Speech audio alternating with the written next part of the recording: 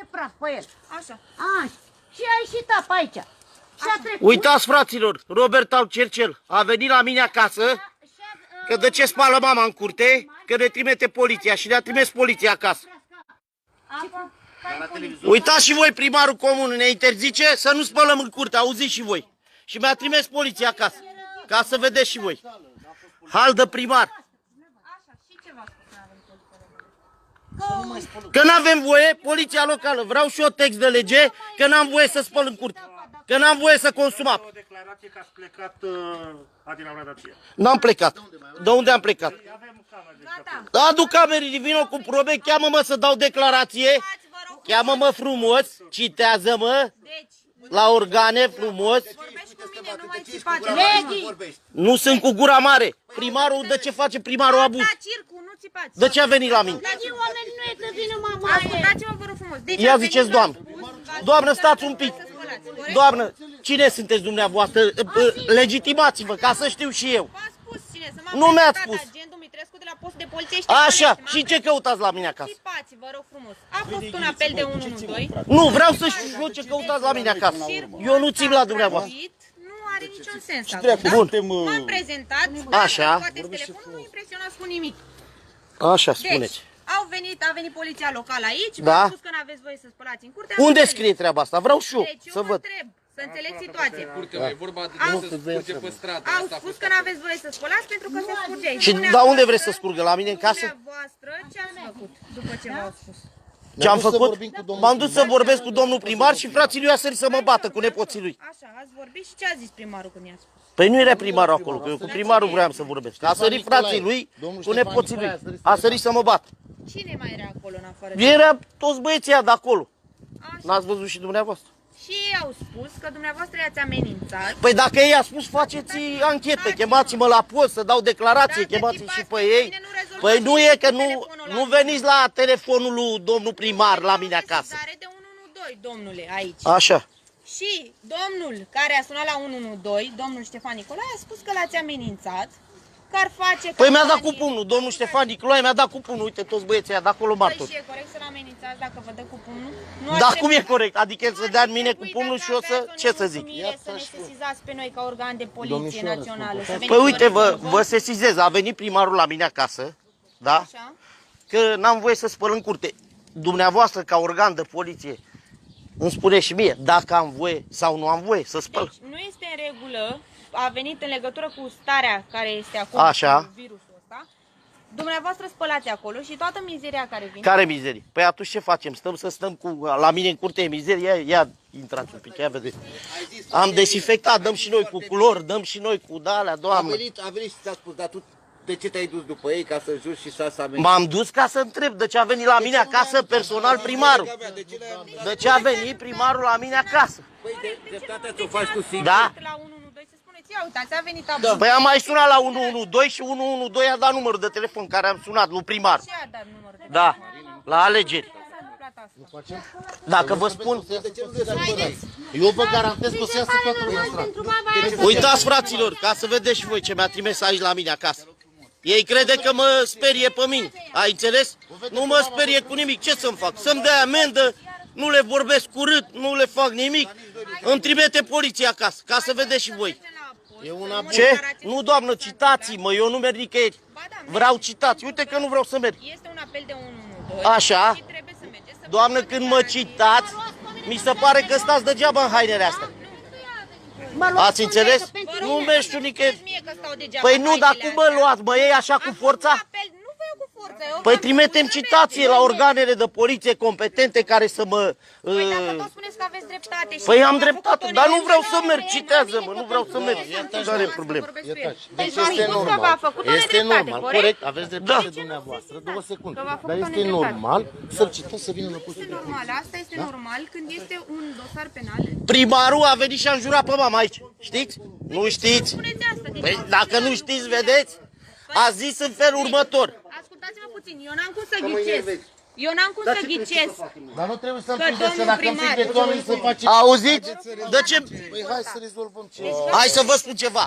Să vă spun și eu acum nemulțumirea mea. A venit primarul, a înjurat pe mama Și asta în felul următor. N-are ce să-mi facă nimeni cât e Petrache, președintele Consiliului Județean. Așa, și dumneavoastră ce ați făcut? Eu ce putere mai am? Că am mai făcut câteva reclamații și nu i-a făcut nimeni nimic. Domnul Petrache, că nici nu știu cine este. E șeful județului. Așa zice el, cu o lasă de mare, nici eu nu știu cine e. Și ce legătură are asta cu amenințarea Păi și eu, cu injurii? păi dacă așa îmi spune, ce injurii? Ați văzut dumneavoastră că am jurat eu? Am jurat-o pe mama dumneavoastră, domnul primar. Da, a jurat pe mama aici la mine la poartă. Ăsta e primar, cum vine la mine la poartă să-mi jure pe mama? De ce nu spuneți acest lucru? Vreți să visez eu că am jurat domnul primar? Nu îmi fac eu dreptate, mă, fac eu dreptate. Nu mai țipați. Băiatul ăsta cum a venit și mi-a dat amendă pe nedreptate? Ce amendă? Ce Hă? amendă? Când mi-a dat 10 milioane pe nedreptate? Stai 2 secunde. Asta s-a întâmplat. Când m-a luat la jurături la stadion, de ce mi-a dat amendă mie și lui mi-a dat? Țipați aici. Vorbește Deci frumos. Nu mai stau, bă, de vorbă, intrați în curte, bă, gata. Intrați în curte, gata, că nu mai stau de vorbă. Să mă cheme la poliție. Gata, intrați în curte de aici. Ia-mă mâna, lasă-mă, nu mă împinge, vorbesc. Intră în curte, nu mai vorbiți, gata. Deci eu aud. Păi eu n-aud eu, n-aud eu. Așa. Pe cine am Deci jurat? m-am jurat pe mine. Că, deci eu am spălat în curte, nici de cum Asta afară. astăzi. Doamna, asta să vă spun, doamnă. Asta le scriu noi la declarație, acolo, nu sunteți anchetatoare să vă dăm dumneavoastră, da? Chemați, organ de poliție, chemați-mă, citați-mă și vin normal. Și Ce gata. aveți de spus? Păi o să vă spun, da, citați-mă. Să zic și eu ceva. Mă luați cu citați-mă și cu circul Auzi, ăsta mamaie. gratuit, nu înseamnă Deci nimic. asta- Cir gratuit faceți dumneavoastră. Asta e o oră. Ce căutați 10 polițiști la mine la poartă? De ce n-ai venit doar dumneavoastră? Pentru că țipați la mine. Ia-te-mă, lasă-mă să vorbesc Mă, eu cu lasă-mă. oamenii. Bine, du-te, curte, ba. Lasă-mă să vorbesc și eu cu o. Stai, mă, Vin aici ca să vă ajut cu ceva. Dacă o luați cu telefonul, cu țipați și cu filmate, nu opresc, mă, niciun telefon să vadă toată comuna ce le face primar. oprește sau nu. Deci problema Ce este e că domnul dreptul? primar nu trebuia să facă așa ceva, să vină. Dacă noi am spălat în curte că este normal, domnul primar trebuia să vină să ne trimită poliția locală și poliția locală. El face un abuz. Ceea ce face domnul primar. doamnă, Asta dar nu vreau- să vorbesc, bă. Domnul primar ce face? Face un abuz. Am înțeles. Nu Și de putea ce să nu vină. faceți Ce am o... făcut? Deci, O să facem și noi el reclamații. spune că ar fi venit aici și v-ar fi spus ce a spus dumneavoastră și că dumneavoastră pentru asta v-ați dus și l-ați amenințat. Nu l-am amenințat, doamnă, ne băgați vorbe în gură? Că ziceți că de ce țip? Fiecare declară ce vrea, corect? Corect, bineînțeles. Eu vă spun ce a spus el, că datorită faptului că a venit domnul aici și v-a spus Să că probeze. dați și- Nu așa. I-a zis, mai spune dracu, mă, să oprească, băi, ce dracu e nebună. Aui. Ce problemă au, dar nu vorbește cu mama așa, pentru că mama are o vârstă, dânsul este primar și n-ar trebui să vorbească așa, domnul V-am primar. vorbit eu vulgar la cineva.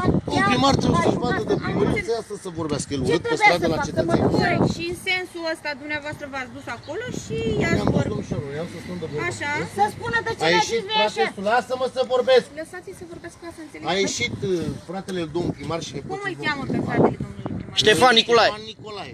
Și cu nepoții A lui. ieșit cu nepoții lui și a Nepoții, sărit eu pe nu Al lui știu domn primar. numele primarului. Ștefan Nicolae, Ștefan, Vreau nume. da, Ștefan Nicolae, pe celălalt cum îl cheamă, mă? Fratele, nu? Ștefan Nicolae este Așa. Ștefan Ștefanel? și nepoții lui. Ștefan Ștefanel.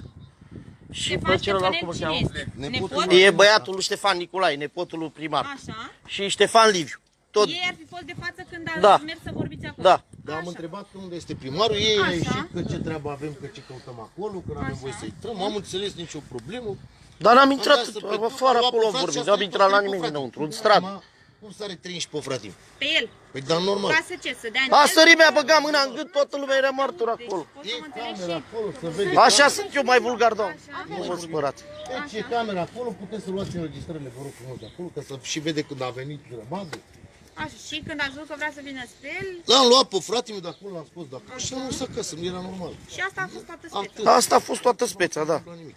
Așa, și nu puteam să vorbim calm la început să ne înțelege ce Mama, am Vă dați seama că și noi avem un suflet eu de n-am ceea să ce vorbesc, facem. dar- Lasă-mă, vorbești. Dacă dumneavoastră aveți o mamă și auziți că Eu cineva sunt convinsă. vorbește Vreau să-i fac reclamație, hai că merg la post, doamnă, vreau să merg la post să-i fac și o reclamație lui domn primar, să-i fac și eu lui domnul de la Poliția Comunitară reclamație că ne dă amenzi, cum vrea dânsul la, Faptul că merge și... la viteză. Deci, nu este nimic rău că mergi să întrebi ce s-a întâmplat și de ce v-a jignit, dar de aici până la se ajunge, cum au spus ei, la amenințări, nu știm dacă este adevărat. Păi sau să nu. probeze, doamne. Fiecare Și eu aș reclamă putea ce să vrea. zic că Sunt niște oameni acolo care au fost de amenință, față. Și vă dumneavoastră spun eu, puteți să aduceți martori care au Eu, fost de față. eu vă spun, la ce a făcut și ce a discutat cu mama aici urât, îi și amenință, îi și bat în funcție de primar și le fac ce vreau eu. Și mă duc la pușcărie, nu e corect, mă duc la pușcărie eu. Nu e nicio problemă, Mai bine nu mai spune, ne? ca să știți. Și ce rezolvați? Hai mă, lasă Fac mă. toate astea, dar cum vine el, primarul comunei, la mine acasă să vorbească urât cu mama, are 66 de ani, mamă. Ascultă puțin. Hai, nu vă ascultă și vă duc. Ai la post să declar ce s-a întâmplat. Haideți. Da, hai la post, haide mamă la post. Și cu asta Hai că merg la post. Hai. Aveți mașină.